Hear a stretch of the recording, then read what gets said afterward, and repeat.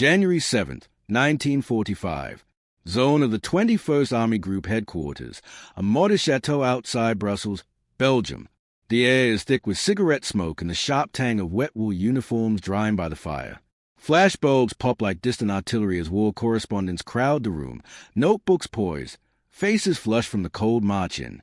Field Marshal Bernard Law Montgomery stands at the map table, beret tilted just so, his voice crisp and deliberate, carrying that unmistakable edge of self-assurance. He gestures to the bulging salient on the Ardennes front, the German thrust that nearly split the Allies in two. As soon as I saw what was happening, he says, pausing for effect, I took certain steps myself to ensure that if the Germans reached the maze, they would certainly not get across it. You can almost hear the unspoken words hanging in the air. Asterisk, and without me, they might have done asterisk. He praises the American soldier. Splendid, he calls him, staunch and brave, but the narrative he weaves is clear. The northern shoulder was in disarray. Eisenhower turned to him. He sorted it out, tidied the line, rallied the forces, turned chaos into order. The reporters scribble furiously. Montgomery smiles thinly.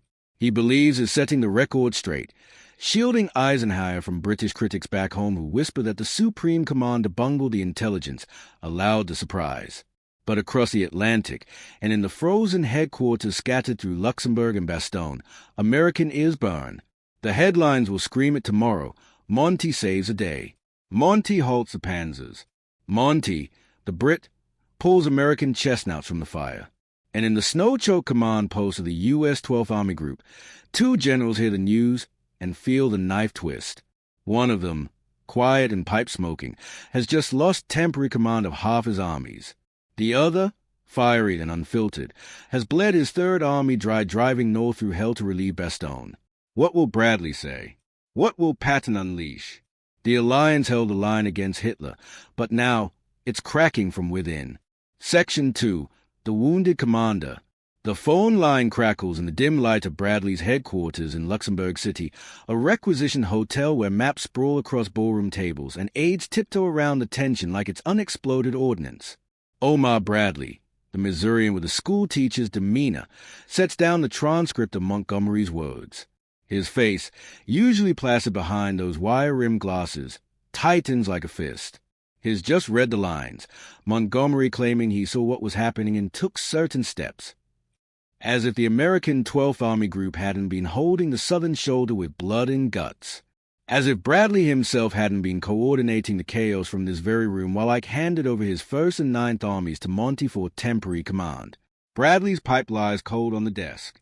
He picks up the receiver, dials Supreme Headquarters Allied Expeditionary Force, SAF. The connection to Versailles is faint, snowstorm playing havoc with the wires, but Eisenhower's voice comes through, steady as always. Ike, Bradley says, his tone even but edged with steel, I've just seen Monty's press statement. After what has happened, I cannot serve under Montgomery.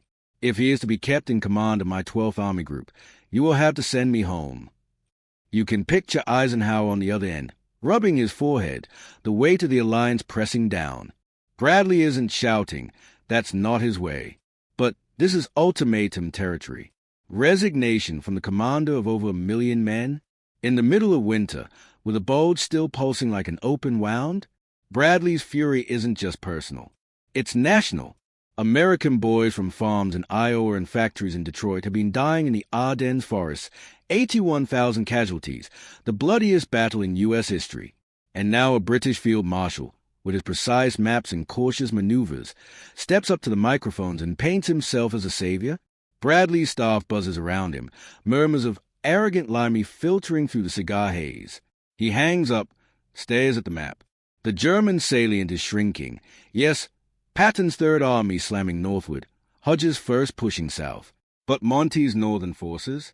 They're inching forward, methodical, risk-averse. Bradley knows the score. Monty halted the Germans on the Meuse? Sure, but at what cost of momentum? The chance to encircle and crush von Rundstedt's army slips away with every delayed counterattack. Later, in his memoir, Bradley will call Monty's conference calculated to be offensive to the Americans. But in this moment, it's raw. He paces the room, the creak of his boots on the parquet floor echoing his thoughts. How dare Monty imply the Yanks were in disarray before he arrived? Bradley's own intelligence had missed the build-up. True, but the fight back was American grit, not British tidiness. Word spread through the command chain. Correspondents sniffed the air, sensing a story bigger than the Bulge itself. Bradley's aide, Chet Hansen, notes the general's restraint, but the undercurrent is clear. This could shatter the coalition. Churchill will have to step in soon, praising American valor in Parliament to smooth the ruffled feathers. But Bradley isn't done. He drafts a cable, words measured but pointed. The press conference, he argues, undermines morale. American troops need to know their sacrifices weren't footnotes in Monty's script. Southward, in Nancy, another headquarters simmers.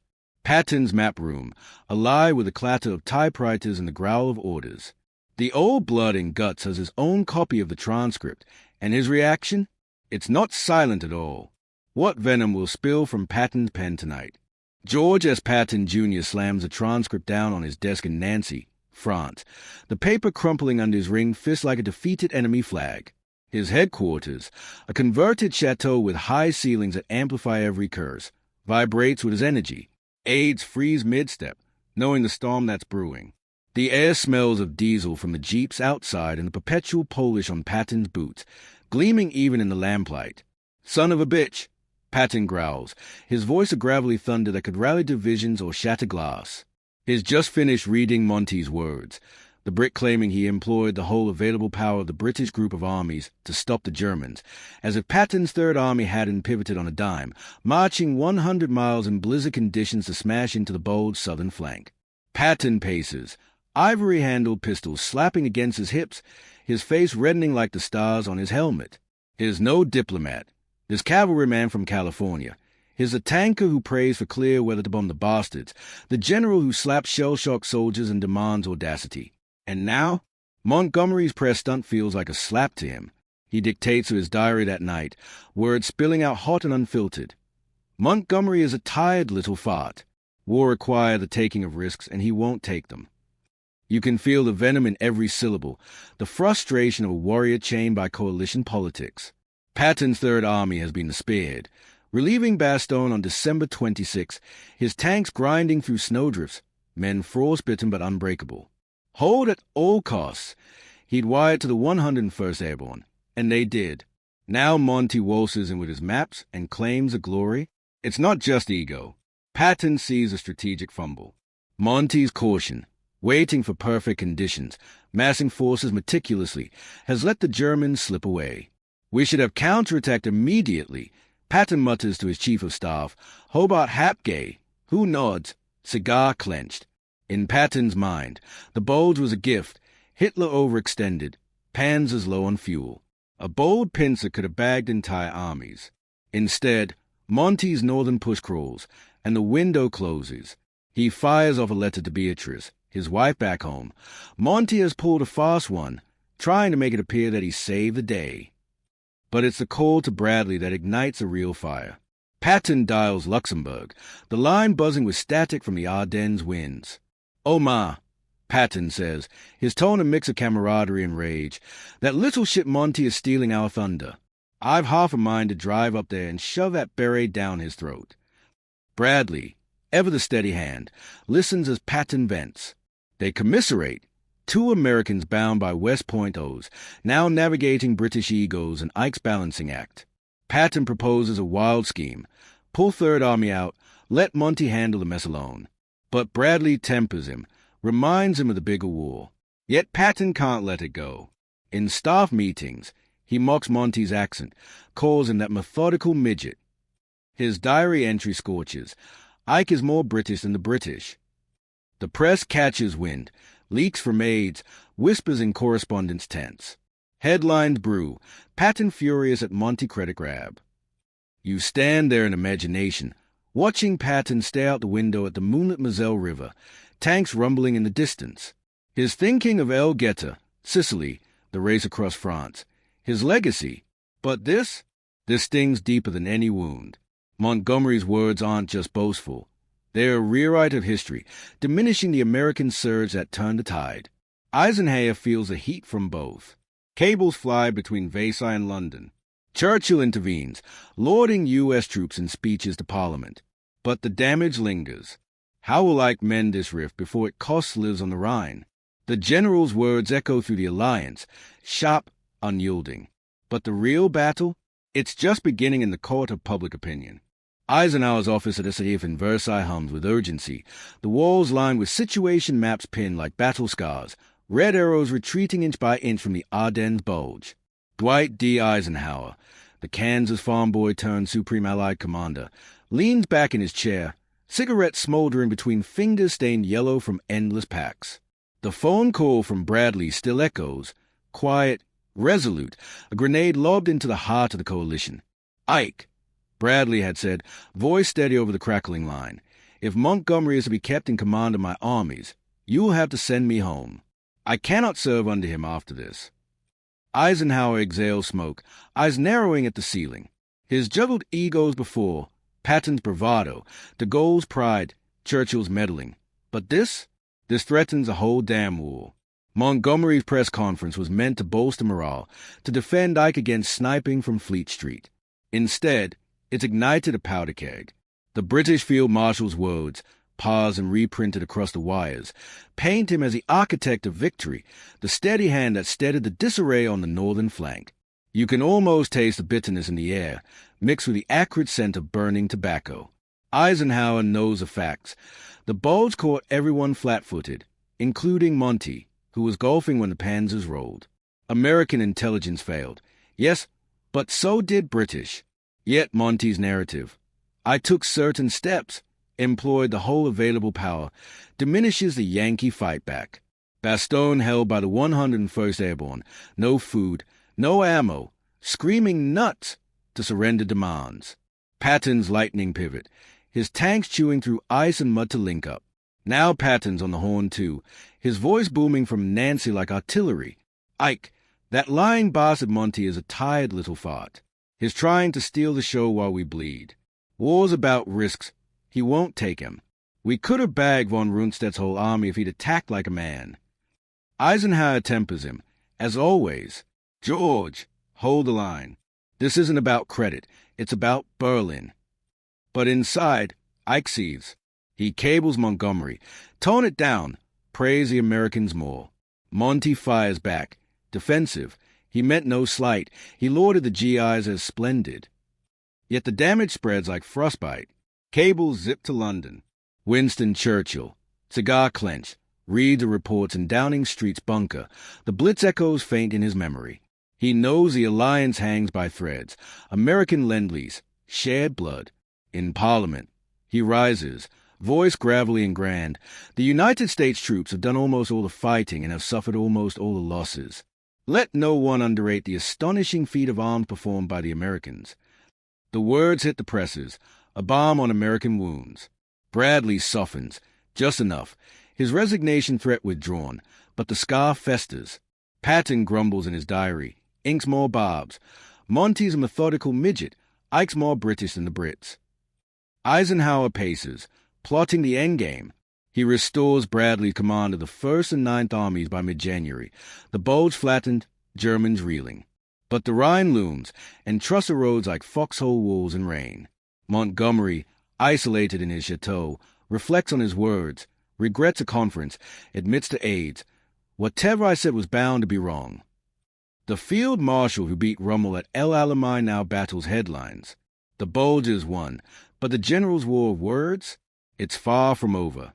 As spring thaws the Ardennes, what lingering resentments will cross the Rhine with the Allies? February 1945. The Rhine River glints under weak winter sun, its banks fortified with dragon's teeth and minefields, the last great barrier before the Reich's heartland. Allied armies mass along the western shore, British and Canadians in the north, Americans sprawling south. The Bulge is history now, a flattened scar on the map, 19,000 American dead buried under fresh snow or shipped home in silence. But the words from January 7th still fester like shrapnel too deep to extract. In his headquarters at Spa, Montgomery pores over plans for Operation Veritable, the deliberate, set-piece assault he favors. Artillery barrages measured in tons per mile, smoke screens, engineered bridges. He writes to Brooke in London, admitting the press conference was a mistake, that he should have been more careful with American sensibilities. Yet privately, to his liaison officer David Belcham, he insists the narrative was essentially true. The northern shoulder was crumbling until he gripped it. You can sense the isolation creeping in. Monty dines alone more often, the mess hall chatter dying when he enters. His staff admire him still. El Alamein looms large, but they feel the chill from across the lines. American officers avoid joint briefings unless ordered. When Monty visits Bradley's headquarters in Namur, the handshake is correct, the smile's thin. Bradley, back in full command of his 12th Army Group, drives the 1st and 9th Armies forward with quiet fury. He issues no public rebuttals. That's not his style, but in private letters and staff talks he is blunt. Montgomery's claim was ungenerous and inaccurate. His men know it. Morale memos circulate praising American initiative, subtly contrasting it with overly cautious allies. The GIs marching toward the Rhine carry the Slight in their packs alongside care rations and grenades. Patton, ever the flame, refuses to let it die. As Third Army barrels toward the Saar, he needles Monty at every opportunity. At a March planning conference in Maastricht, Patton leans across the table, eyes glinting. Monty, if you'd attacked when I begged you to in January, would be drinking beer in Berlin by now. Laughter ripples, mostly American. Montgomery's reply is clipped. My dear Patton, haste makes waste. The room temperature drops 10 degrees. Eisenhower watches it all from Versailles, chain-smoking through the nights. He pens a personal letter to Montgomery in late February, firm but fatherly. The alliance must appear united. Credit must be shared. Future operations demand trust. Monty replies with characteristic stiffness, promising cooperation.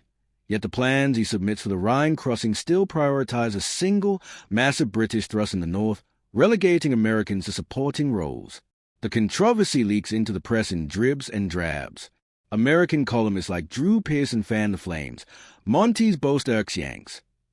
British papers defend their hero. Congressmen back home grumble about limey arrogance. Roosevelt, frail in Warm Springs, cables Churchill, keep your field marshal muzzled. But the real measure is in the mud and blood approaching the Rhine. When Hodges' First Army seizes the Ludendorff Bridge at Remagen on March 7th, an audacious coup born of American initiative, Patton wires Eisenhower, "Tell Monty we got across without his help." Bradley smiles for the first time in months when he reads it. The war surges eastward. Ruhr Pocket, Elbe River, link up with the Soviets. Victory comes swift and total. Yet in the victory parades and history books to come, the Bulge will forever carry two narratives, the official one of Allied unity and the whispered one of Montgomery's January words, and the American generals who never quite forgave them. As the Reich collapses, 3 men carry the grudge to their graves. Bradley, quiet and wounded. Patton, loud and volcanic. Montgomery, convinced he was right all along. The alliance held. The war was won. But some battles are never truly settled.